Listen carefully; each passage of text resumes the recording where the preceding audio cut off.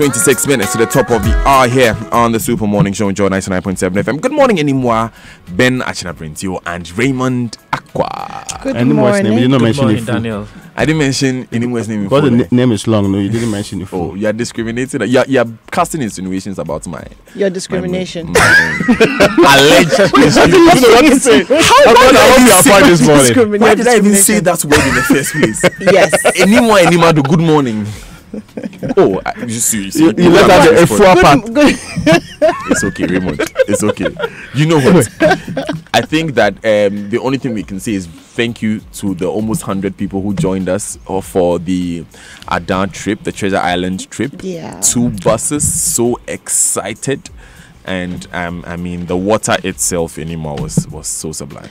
It was amazing. I enjoyed it. I think my kids enjoyed it more than I did, if that was possible. You know, in the water, on the river, we went round a few times. Very serene, very beautiful. Very beautiful. It's one of my most favorite places on earth. So yeah. Yeah, because I've received a report on Animoa's apparel, so clearly.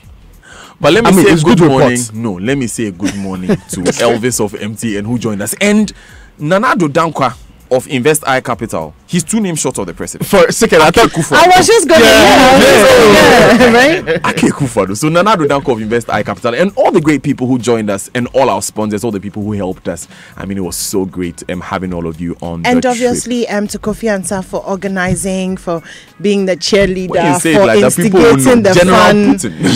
There's something trending that he actually delivered some interview right from inside the water. Yeah. Yes, he really delivered.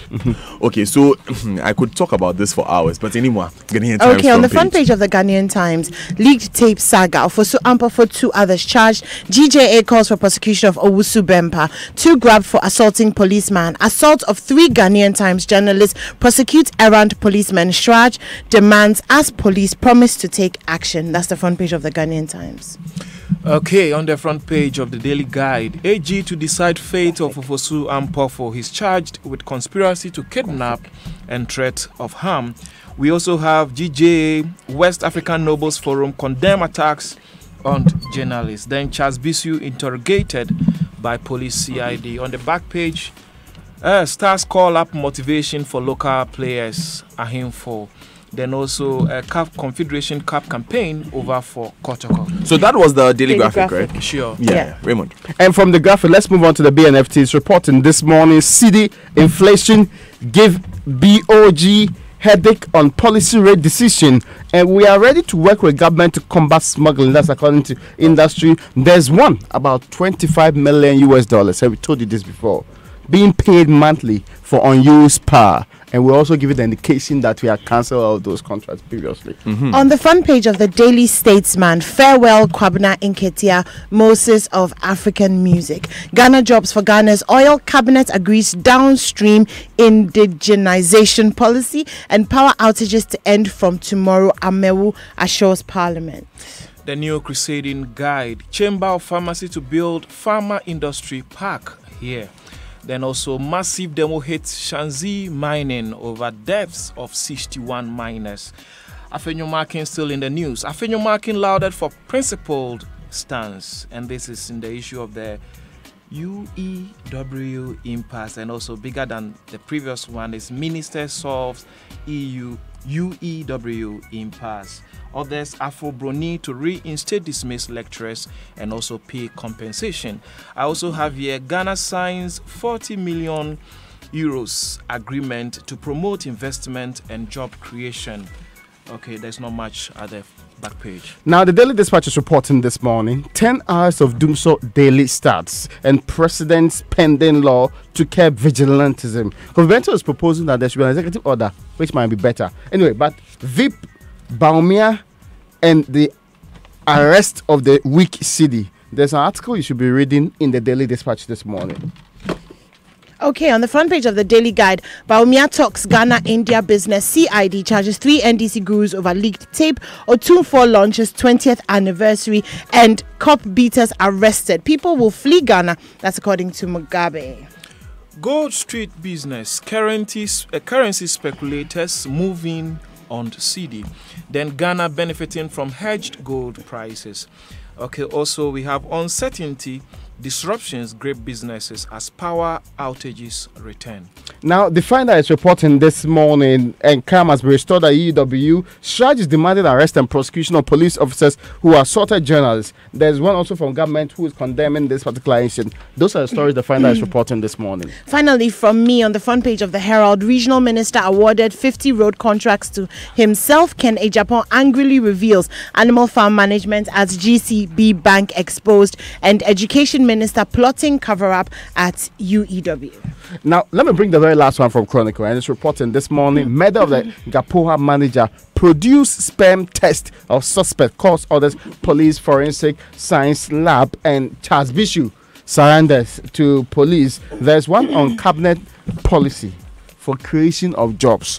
That policy was outlined by the Minister of Information yesterday. Cabinet policy for creation of jobs. Yes, please. It sounds very interesting. But let's begin anymore with that video we saw on social media over the weekend whilst we were enjoying at Ada. Some people were talking. Okay, yes. So Francis and Albert, that's the tractor driver, and his mates have been arrested. So what happened was that they had parked in the middle of the Kaswa Malam road and picking passengers. So a police constable, Julius Mauli Etbe, saw them, walked towards them. Now in the process of them being parked in the middle of the road, two oncoming vehicles crashed, and a motor rider also hit another private car because of the way that the tractor was parked. Okay. And so the constable walked towards them to tell them to move. Now, when they saw that all of this had happened, they tried to speed off, in the process almost hitting him. So he gets on a motorbike, chases them down to the Malam traffic light area, where he's able to confront them.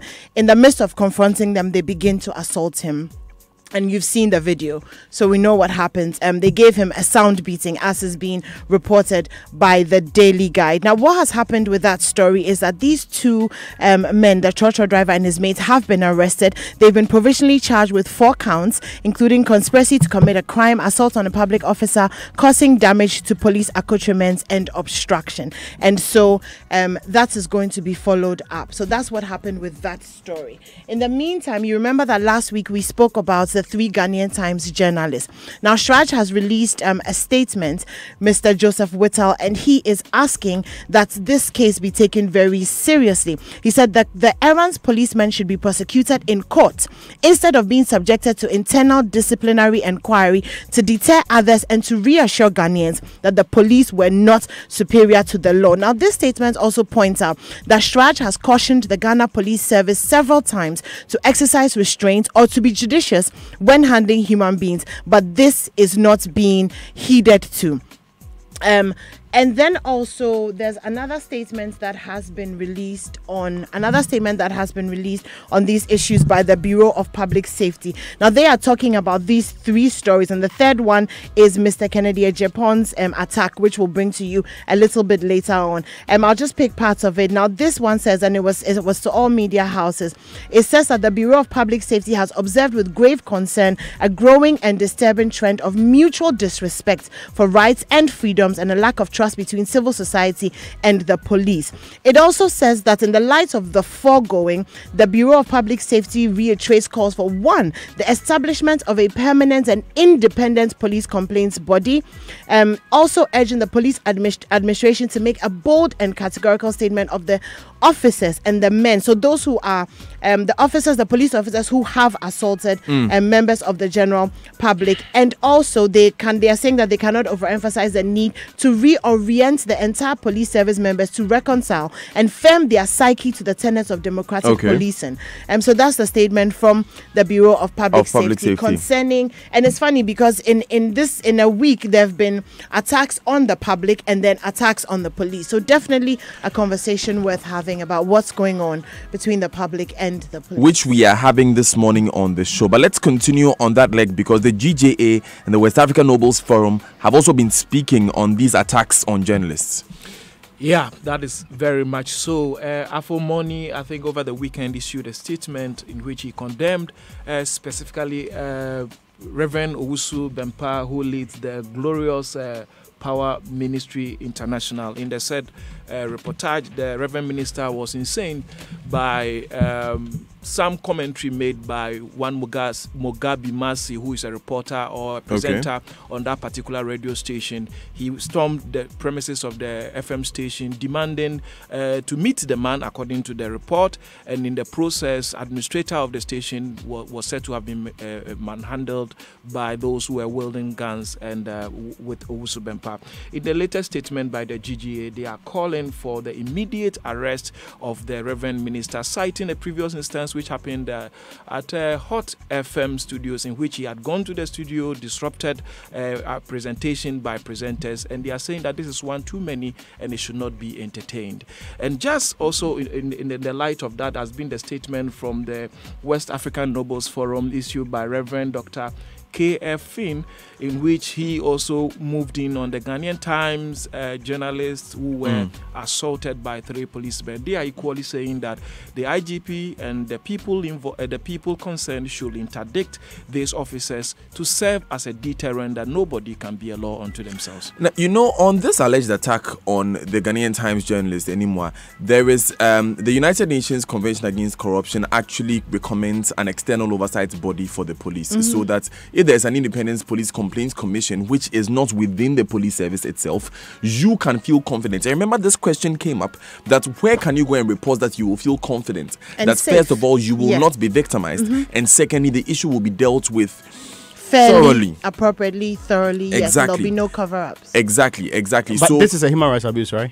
Yeah, it is. And Shraj is in line to make the calls that they did earlier. But for police issues, it could be beyond human rights. For general complaints that we have with the police, they could be too small for Shraj to deal with, which is why we need that body, that institutionalized body outside of PIPs, so that citizens can feel confident. And in the wisdom of the framers of the UNCAC, that is needed. And so this is something that we must look at. And anti-corruption crusaders in the country have been speaking, especially anymore, since it takes only about 6 months for a police officer to be trained. This includes ethics and what have you. And those 6 months include, like I said, and how many times are they refreshed after that? Yes. And these are statements from the anti-corruption institutions in the country. And evaluated in the process of exactly of what I am saying. And last, I remember that during one of the Meet the Press series, the former Minister of Information, Dr. Mustafa Hamid, was stating how, they are trained when they go for special operations like Operation Vanguard and Operation Calm Life and what have you. But how often do these come along, Raymond? Yeah, that's also problematic. But one thing that came to mind was 6 for police, right? National Security Operative Examen. 3 weeks. That's okay. Let's talk about Kennedy Japan. Anyway. Okay, so staying with the police administration has condemned the Member of Parliament for Asin Central, Mr. Kennedy Agyapong. Apparently, what happened was that when he went to the University of Education, Winneba, last Thursday, and during the demonstration, he was heard intimidating a police officer. So, according to the police, and there's a video as well, which has gone viral, the MP was seen in an aggressive mood, and he was saying he would make sure a serving police officer was dismissed for no apparent reason. Now, ACP Ekulu has been speaking. He said the police administration has taken note of the fact that the Central Regional Police Commander, who was there, instantly told Mr. Agyapong he had no powers to dismiss any police officer performing lawful duties. The statement also indicates that the police administration takes strong exception to the behavior of Mr. Agyapong, who is an MP. Speaking truth to power, and there are a lot more political appointees who are having to submit to the police, Raymond. Yes, but you're saying that speaking truth to power, I thought the police had the right to arrest anybody who assaulted or threatened to assault one of their own. But now people are even submitting themselves, Raymond. Yes, of course. Charles Bishop is one of the people that, in this case, they tried to do so on Friday. He went before the CID. He actually left office and he stepped aside to allow investigations going into the Galamsey fraud issue. The understanding we have is that he went there, he retreated some of the things he has said in his statement about not being complicit in any illegal act, he not doing anything that undermined the office, and also brought into disrepute the kind of job they were supposed to do, which is the Interministerial Mining Committee was to restore some sanity to a field that had been plagued by a lot of wrongdoing, water bodies being destroyed, our lands being destroyed, people virtually dying in mining pits across the country, which required a national action. Now, what then was the case? Analysis team, the Tiger IPI, is accusing the man of taking 10,000 directly to make sure that they circumvent the processes one has to go through before it get a concession. Also keep it in this case. Then his right hand man is said to have also taken some 25,000. So altogether, between main man and his right hand man, it said 5,000 that the accusation is actually being leveled against one taking. The former presidential staffer, he maintains that he's done nothing wrong in this case. In fact, in his statement, he said that he's urging and answered his team to quickly make available the full tape, every single audio visual recording that they have put out there, so that they can actually interrogate it properly to the relevant state agency. We'll see how this case would go, since this is perhaps our first test as whether we still want to maintain the sanity in the Galamsey field or we've gone down the drain again. Interesting question you're raising there. But the power outages, businesses are beginning to feel the pinch, Achana. Yeah, as reported by the Gold Street business, it's saying that there are uncertainties and also disruption in businesses as a result of these power outages. And they are saying that it does appear that private business people are falling on a private source of power other than the national grid because of these power outages. The excuse which has come from officialdom so far is that there's some road works going on around Pokuase where they are building an interchange, and according to them, they've taken about 330 kV from Abuazi Tema transmission line, and this is what is causing these power outages. The recent excuse we heard was that I think over the weekend there was a heavy downpour, and as a result, trees have fallen on some of the main transmission lines. But Achana, to be fair, when you say excuse, Achana, it's like they are, it gives this connotation. We've been given reasons. Okay, so I'll use reason. So the recent reason, as contained in an official statement, I'm not being mischievous, contained in an official statement, is that trees fell on this transmission lines, and as a result, the engineers have been very busy trying to re-engage it so that power will flow. For me, I think the two questions I asked last week still pertain. How selective is our power system generally, so that when something like this happens, the effect is so widespread? Why can't we isolate the effects of this? And why is this taking so long? Remember that we were given specific timelines by GridCo and PDS that this would end. I'm talking about the initial trip. And can they tell us exactly when we are going to see an end to this Pokuase? For me, I can give them 5 days. I can give them the benefit. No. Is the 5 days? Sorry, Achana. Is the 5 days for the power trip, for the faults, or is for the Pokuase work? Is the Pokuase work specifically? We're not sure if it's working days or if it's general days. No. It was general days. Yes, but you see, if you take the Pokuase situation, then you're going to have another situation whenever there's rainfall and trees are uprooted. Which is why the question, you see, after rainfall, and we can't predict as long as we massive can't, rainfall. You see, as long as we can't transmit electricity by microwave, you would have to go through wires. And wires, we can have trees falling on them anywhere in the country. But the question is that the effect does not have to affect the Western, Central, and Ashanti regions. I mean, it does not, for me. And again, response time. Why should it take us forever to fix problems like that? Why can't we have a system where we can take a few hours? We were told that it was rectified in 3 minutes, but the cascading effects took. That's what you said. The effect affected. Yes. Did you miss that bit? There was an effect. For me, I am ready to give those providing power the benefit of the doubt anytime, any day. If not for the fact that this seems to have occurred so many times in the past, so that it gives you reason to doubt this present explanation. That for me is the concern. But other than that, it's a human institution and mistakes are bound to be made. But it keeps occurring in so many instances. This is act of God. Exactly. From power outages, Raymond, to murder. Yes, and in the alleged murder, I should say. Of course, the suspects in the Gapoha marketing manager case have been asked to now go through a second test, and this is on their sperm test. The first one is yet to be released, so the court then subpoenaed the person in charge of this particular exercise, that's the head of the Forensic Science Laboratory of the Ghana Police Service. Indeed, the TDC, the Tema District Court, is the one complaining in this case that the lawyers are saying there's been massive delays consistently when they ask for the test is not being produced. It means prosecution is also waiting and lagging along the line, refusing to do the prosecution. Why is this important? It was over the weekend that the woman was put to was put to rest finally, and the final funeral rites were done. So they raised more questions from the family that we have not heard anything substantive on this case. Of course, there has been similar cases in times past that they still are going through prosecution, and people are worried about the length of time it's taking.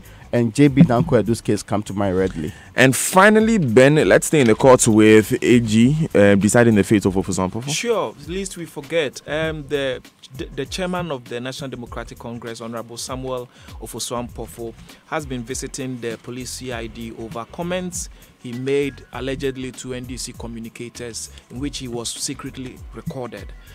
Apparently, the CID are now ready with the docket, and it's been forwarded to the Attorney General for investigation, for further action. But I should add that he's not standing this trial alone. That if he goes to trial, he'll be doing so with the Director of Communication and his deputy, Sami Jemfi and Kweku Boahin, respectively. Interesting. I understand he's being charged with conspiracy to kidnap and threat of harm related to that. Sure. To that alleged secret tape. Okay, we have to go online now, and the online news review is brought to you by Zenith Bank in your best interest and GOIL Good Energy. Now, GOIL, your number one multiple CIMG award winner and the number one OMC again, salutes all Ghanaians as we celebrate our proud history and heritage. Your freedom comes with choosing GOIL, so just continue to patronize our quality fuel, superior lubricants, reliable gas supplies, and other trusted services, and you will feel the good energy. Together with you, our customers, we have supported the nation, and together with you we will continue the partnership to grow our economy. Be a patriot every day. Buy GOIL. Let's grow Ghana. GOIL, good energy. GOIL, Yanara Yedia.